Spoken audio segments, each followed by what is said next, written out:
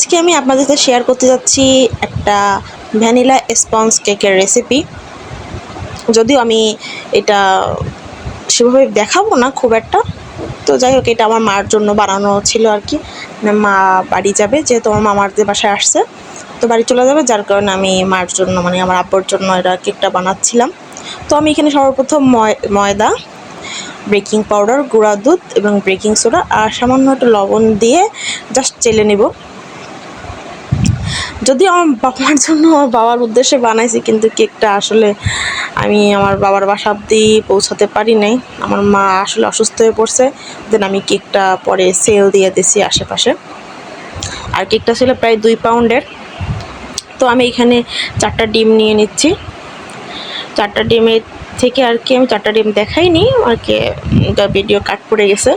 তো 4টা ডিম নিয়ে নিছি।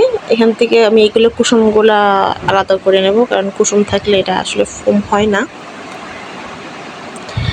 তো এই তো আমার মাও চলে আসছে। মা আসছে, আমার মা পরশুদিন বাড়ি যাবে। হঠাৎ করে মার জ্বর আসছে, তো যার কারণে আমার আম্মার যাইতে পারে নাই, টিকিট কাইটেও পরে আবার ক্যান্সেল করা লাগছে। যাক, আল্লাহ যা করে ভালোর জন্যই করে। পরে আমি তো বিট করার জন্য সব কিছু প্রস্তুত করতেছি। তো বিট করার সময় অল্প অল্প চিনি দিয়ে দিয়ে আমি বিট করব। আমি এর আগে অনেকবার কেকটা বানাইছি। সর্বপ্রথম যখন বানাইতাম তখন দেখতাম একটু যদি কুসুম গলে যেত বা একটু ওঠানোর সময় যদি গলে যেত, তো দেখতাম কি বিট হইতো না, মানে ফোম হইতো না। পরে বুঝলাম, অনেক ভিডিও দেখার পর, অনেক আপুদের পরে বুঝলাম যে হ্যাঁ ঠিক আছে, কুসুমের জন্য আর কি এটা বিট হইতো না, ফোম হইতো না আর কি। যাই হোক, আমি এই ফাঁকে আবার একটু আমার ফোম হয়ে গেছে, তো আমি এই ফাঁকে একটু 5 মিনিটের জন্য ফ্রি হিট করতে দেবো ওভেনটাকে। আর আমি এই ফাঁকে আর মানে যেগুলো আমি আগে থেকে চেলে রাখছিলাম ওইগুলো এখন আস্তে আস্তে দিয়ে মিশাই নিব।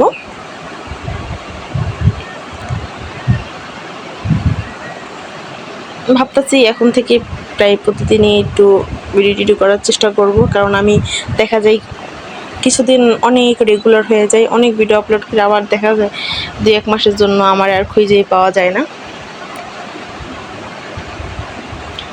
কিন্তু আমি একসাথে সবগুলো আর কি আস্তে আস্তে অল্প অল্প দিয়ে দিয়ে মিক্স করতে হবে। মিক্স করে আমি এটা এখন ব্যাটারটা ঢেলে নিচ্ছি।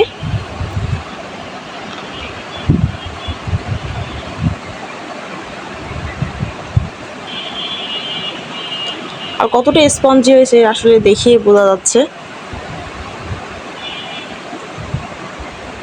তো এইভাবে আর কি করা হয়ে যাচ্ছে আর কি, ড্যাব ড্যাব করে না, যদি হাওয়াটা বের হয়ে যায়। আর এত গরম পড়ছে বাইরে ভাই, রান্নাঘরে ঢোকার কোনো কায়দা নেই। বৃষ্টি হয়, তারপর কেমন জানি খুব গরম। যাই হোক, আমি ওভেনটাকে ফ্রি হিট করতে দিয়েছিলাম, তো ওইটা ফ্রি হিট হয়ে গেছে। একটু দাঁড়াইছিলাম, তাই একটু ডং টং করছিলাম। তো এই তো আজকের ভিডিওটা আপনাদের সাথে পর্যন্ত। সবাই ভালো থাকবেন। আসসালামু আলাইকুম।